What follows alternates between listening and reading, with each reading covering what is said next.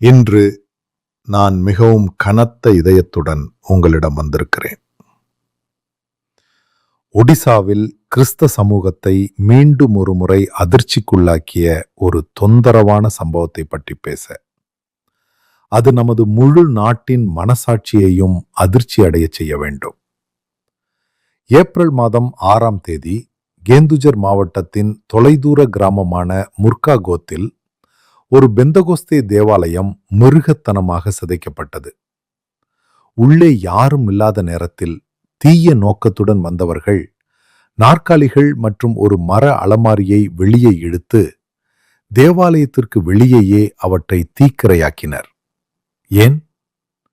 கிராமத்தைச் சேர்ந்த ஒரு பார்வையற்ற இளம் பெண் சில மாதங்களுக்கு முன் தேவாலயத்துடன் தொடர்புடைய ஒரு மனிதனால் பாலியல் வன்கொடுமை செய்யப்பட்டதை அடுத்து கர்ப்பமாகிவிட்டதாக குற்றச்சாட்டு எழுந்ததால் தனிப்பட்ட குற்றத்தை அந்த பகுதியில் உள்ள முழு கிறிஸ்தவர்களுக்கும் எதிராக திருப்பிவிட்டனர். குற்றஞ்சாட்டப்பட்டவர் ஒரு தொலைதூர உறவினர் என்றும் தற்போது தமிழ்நாட்டில் வேலை செய்கிறார் என்றும், பாதிக்கப்பட்டவரும் குற்றஞ்சாட்டப்பட்டவரும் ஒரே கிராமத்தைச் சேர்ந்தவர்கள் என்பதை போலீஸ் உறுதிப்படுத்தியுள்ளது. சப்டிவிஷனல் போலீஸ் அதிகாரி கமல் பாண்டா இந்த தாக்குதல் முன்பு புகார் அளிக்கப்படவில்லை என்றும், ஆனால் கிராம மக்கள் இப்போது முன்வந்து பாலியல் வன்கொடுமைக்கு முறையான புகார் அளித்துள்ளனர் என்றும் தெரிவித்துள்ளார். 85 வீடுகள் மட்டுமே உள்ள இந்த கிராமம் இந்துக்களுக்கும் கிறிஸ்தவர்களுக்கும் கிட்டத்தட்ட சமமாக பிரிக்கப்பட்டுள்ளது. ஆயினும் கூட இந்த உள் சோகம் உள்ளூர் கிறிஸ்தவ சமூகத்தினருக்குள்ளேயே கூட சமூக பதட்டமாக முறுக்கேற்றப்பட்டுள்ளது. யுனைடெட் பிலீவர்ஸ் கவுன்சில் நெட்வொர்க் இந்தியாவின் பிஷப் பல்லாப் லிமா சூழ்நிலை பதட்டமாகவே இருந்தாலும் கட்டுக்குள் உள்ளது என்று கூறுகிறார். கட்டக் புவனேஸ்வர் மறை மாவட்டத்தைச் சேர்ந்த தந்தை மதன் ஸ்வால் சிங் கேந்துஜர் மற்றும் அருகிலுள்ள மயூர் பஞ்ச் மிகவும் உணர்திறன் வாய்ந்த பகுதிகள் என்று எச்சரித்துள்ளார். 1999ஆம் ஆண்டில் ஆஸ்திரேலிய மிஷனரி கிரஹாம் ஸ்டான்ஸ் மற்றும் அவரது 2 சிறிய மகன்கள் கொல்லப்பட்ட அதே பகுதி. இது போன்ற ஒரு சிறிய சம்பவம் கூட விரைவில் ஒரு தீவிரமான சட்டம் மற்றும் ஒழுங்கு பிரச்சனையாக உருவெடுக்கும் என்று அவர் கூறுகிறார். நண்பர்களே, இது ஒரு தேவாலயம் அல்லது ஒரு கிராமத்தை பற்றியது மட்டுமல்ல. இது இந்தியாவின் கிறிஸ்தவ சிறுபான்மையினருக்கு எதிரான தாக்குதல்கள் மற்றும் முறையான அழுத்தத்தின் மிகப்பெரிய இருண்ட முறைமையின் ஒரு பகுதியாகும். நான் உங்களுக்கு பெரிய படத்தை தருகிறேன்.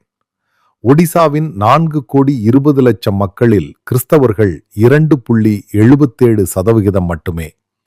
90% மேற்பட்டோர் இந்துக்கள், பலர் பழங்குடி சமூகத்தைச் சேர்ந்தவர்கள். ஆயினும் கூட இந்து சார்புள்ள பாரதிய ஜனதா கட்சி ஜூன் மாதம் 2024ஆம் ஆண்டு அதிகாரத்திற்கு வந்த பின்னர் நிலைமை மிகவும் கவலைக்கிடமாகிவிட்டது. தேசிய அளவில் துன்புறுத்தல் வழக்குகளை கண்காணிக்கும் யுனைடெட் கிறிஸ்டியன் ஃபோரத்தின் படி ஒடிசாவில் 2024ஆம் ஆண்டு மட்டும் கிறிஸ்தவ எதிர்ப்பு வன்முறையின் 40 சம்பவங்கள் பதிவாகியுள்ளன. இதில் கலக்கம் செய்யப்பட்ட ஜபக்கூட்டங்கள், மறுக்கப்பட்ட அடக்கங்கள் மற்றும் கிராமங்களில் சமூக புறக்கணிப்புகள் அடங்கும். மேலும் 2025ஆம் ஆண்டில் எண்ணிக்கை மேலும் உயர்ந்துள்ளது. ஜூன் மாதம் 2025ஆம் ஆண்டு மல்காங்கிரி மாவட்டத்தில் ஒரு ஜபக்கூட்டத்தின் போது 30க்கும் மேற்பட்ட கிறிஸ்தவர்கள் ஒரு மிருகத்தனமான கும்பல் தாக்குதலில் காயமடைந்தனர். மார்ச் மாதம் 2026ஆம் ஆண்டு ராயகடா மாவட்டத்தின் தெங்கஸ்வர்கி கிராமத்தில் உள்ள செயின்ட் பால் சர்ச்சை ஒரு இந்து கும்பல் உடைத்து அவமதித்தது, பலிபீடம், சிலைகள் மற்றும் சொத்துக்களை சேதப்படுத்தியது. போதகர்கள் தாக்கப்பட்டுள்ளனர். தேன்கனல் மாவட்டத்தில் ஒருவர் கட்டப்பட்டு, குச்சிகளால் அடிக்கப்பட்டு, செருப்புகளால் மாலையிடப்பட்டு, வெறுமனே ஒரு ஜபக்கூட்டத்தை நடத்தியதற்காக பசுஞ்சாணம் ஊட்டப்பட்டார். பாலாசோர் மற்றும் பிற மாவட்டங்களில் கிறிஸ்தவ குடும்பங்களுக்கு தங்கள் அன்புக்குரியவர்களை அடக்கம் செய்வதற்கான இடங்கள் மறுக்கப்பட்டுள்ளன. அழுத்தத்தின் பேரில் சடலங்கள் கூட இந்து மதத்திற்கு மாற்றப்படுகின்றன. நவரங்குபூரில் 30 கிறிஸ்தவ குடும்பங்கள் சமூக பதற்றம் காரணமாக மாதக்கணக்கில் தங்கள் தேவாலயத்திற்குள் நுழைய அனுமதிக்கப்படாமல் பூட்டப்பட்டிருந்தனர். முதலமைச்சர் மோகன் சரண் மாஜி அவர்களே ஒடிசா சட்டமன்றத்தில் ஜூன் மாதம் 2024 முதல் மாநிலம் 54 சமூக கலவரங்களையும் 7 கும்பல் தாக்கு கொலைகளையும் கண்டுள்ளது என்று ஒப்புக்கொண்டார்.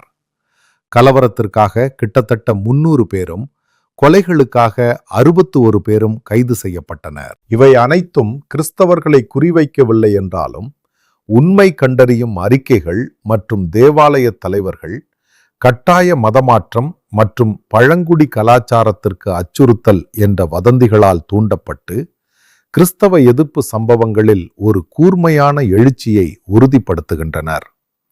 மேலும் இது ஒடிசா மட்டுமல்ல, இந்தியா முழுவதும் இப்போது 12 மாநிலங்கள் மதமாற்ற எதிர்ப்பு சட்டங்கள் என்று அழைக்கப்படுபவற்றை அமல்படுத்துகின்றன. அதிகாரப்பூர்வமாக ஃப்ரீடம் ஆஃப் ரிலிஜியன் ஆக்ட்ஸ் என்று பெயர். ஒடிசாவிற்கு 1967 முதலே உள்ளது. உத்தரப்பிரதேசம், மத்திய பிரதேசம், கர்நாடகா மற்றும் சமீபத்தில் மகாராஷ்டிரா மற்றும் ராஜஸ்தான் போன்ற மாநிலங்கள் புதிய சட்டங்களை வலுப்படுத்தியுள்ளன அல்லது நிறைவேற்றியுள்ளன. இந்த சட்டங்கள் மோசடி அல்லது கவர்ச்சி மூலம் கட்டாய மதமாற்றத்தை தடுப்பதாக கூறுகின்றன. ஆனால் நடைமுறையில் அவை கிறிஸ்தவர்களுக்கு எதிராக ஆயுதமாக்கப்படுகின்றன. போதகர்கள் உணவு விநியோகித்ததற்காக, பள்ளிகள் நடத்தியதற்காக அல்லது வெறுமனே தங்கள் நம்பிக்கையை பகிர்ந்து கொண்டதற்காக கைது செய்யப்படுகிறார்கள். சில மாநிலங்களில் பைபிளை மேற்கோள் காட்டும் ஆன்லைன் இடுகைகள் கூட கண்காணிப்புக்கு உட்பட்டுள்ளன. United states commission on international religious freedom மற்றும் ஓப்பன் டோர்ஸ் வேர்ல்ட் வாட்ச் லிஸ்டின் படி கிறிஸ்தவ துன்புறுத்தலுக்கு இந்தியா உலகில் முதல் நாடுகளில் ஒன்றாக உள்ளது. உலக அளவில் 12வது இடத்தில். 2023 மட்டும் நாடு முழுவதும் கிறிஸ்தவர்களுக்கு எதிரான வன்முறையின் 687 சம்பவங்கள் பதிவாகியுள்ளன. 2025 அந்த எண்ணிக்கை வானளாவியுள்ளது. மதமாற்ற எதிர்ப்பு சட்டங்களின் கீழ் நூற்றுக்கணக்கான கூடுதல் கைதுகளுடன் இந்து பின்னணியிலிருந்து மதம் மாறியவர்கள் சமூக புறக்கணிப்புகள், வேலை இழப்பு அல்லது அதைவிட மோசமானவை மூலம் மீண்டும் மதம் மாறும் அழுத்தத்தை நாள்தோறும் எதிர்கொள்கிறார்கள். தேவாலயங்கள் தண்டனையின்றி தாக்கப்படுகின்றன. பெண்கள் மற்றும் சிறுமிகள் மிரட்டலின் ஒரு கருவியாக பாலியல் வன்முறையை எதிர்கொள்கிறார்கள். நண்பர்களே, நமது அரசியல் அமைப்பின் சரத்து 25 ஒவ்வொரு இந்தியருக்கும் தங்கள் மதத்தை சுதந்திரமாக அறிவிக்கவும், கடைபிடிக்கவும், பரப்பவும் உரிமை அளிக்கிறது. ஆனால் இந்த சட்டங்களும் அவற்றுடன் வரும் கும்பல் வன்முறையும் அந்த சுதந்திரத்தை நெறித்து கொண்டிருக்கின்றன. 1999 ஸ்டான்ஸ் கொலை, 2008 கந்தமாள் படுகொலைகள், அங்கு 100க்கும் மேற்பட்ட கிறிஸ்தவர்கள் கொல்லப்பட்டனர் மற்றும் நூற்றுக்கணக்கான தேவாலயங்கள் எரிக்கப்பட்டன. இவை தொலைதூர வரலாறு அல்ல. அவை இன்றைய தலைப்புச் செய்திகளில் எதிரொலிக்கின்றன.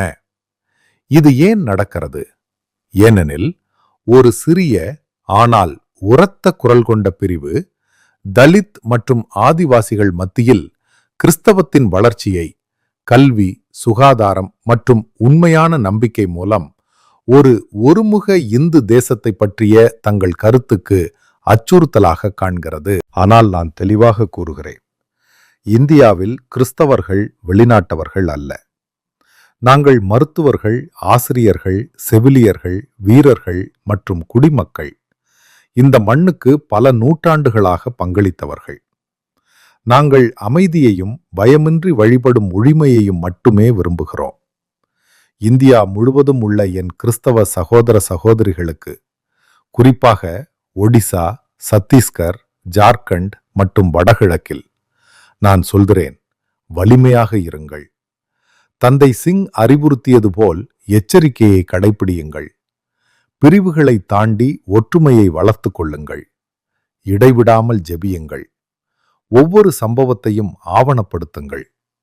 சட்டப்பூர்வமாக அதிகாரிகளை அணுகுங்கள். எங்கள் ஆண்டவரின் வார்த்தைகளை நினைவில் கொள்ளுங்கள். நீதிக்காக துன்புறுத்தப்படுபவர்கள் பாக்கியவான்கள். ஒடிசா அரசு மற்றும் மத்திய அரசுக்கு நாங்கள் உங்களை மன்றாடுகிறோம். எங்கள் சிறுபான்மை குடிமக்களை பாதுகாக்கவும். முர்காகோத் வழக்கு மற்றும் ஒவ்வொரு தாக்குதலிலும் உடனடி நீதியை உறுதி செய்யவும். தீவிரவாத குழுக்களின் பங்கை விசாரிக்கவும். போலீஸ் மற்றும் நிர்வாகம் நடுநிலையாக இருக்கட்டும், சம்பந்தப்பட்டவர்களாக அல்ல. சமூக நல்லிணக்கம் விருப்பத்திற்குரியதல்ல, அது நமது ஜனநாயகத்தின் அடித்தளமாகும். என் பார்வையாளர்களுக்கு, நீங்கள் கிறிஸ்தவராக இருந்தாலும், இந்துவாக இருந்தாலும், முஸ்லிமாக இருந்தாலும் அல்லது எந்த நம்பிக்கையில் இருந்தாலும், நீங்கள் நீதியில் நம்பிக்கை கொண்டிருந்தால் இந்த வீடியோவை பகிர்ந்து கொள்ளுங்கள். சமூக ஊடகங்களில் உங்கள் குரலை உயர்த்துங்கள். நாம் முடிப்பதற்கு முன் நம்பிக்கையுடன் உங்களை விட்டுச் செல்கிறேன். ஆரம்பகால திருச்சபை துன்புறுத்தலின் கீழ் வளர்ந்தது. நெருப்பினாலோ பயத்தினாலோ நம்பிக்கையை அணைத்துவிட முடியாது. ஆனால் நாம் இப்போதே செயல்பட வேண்டும். மேலும் உயிர்கள் இழக்கப்படுவதற்கு முன்பு, மேலும் தேவாலயங்கள் அழிக்கப்படுவதற்கு முன்பு, மேலும் குடும்பங்கள் உடைக்கப்படுவதற்கு முன்பு.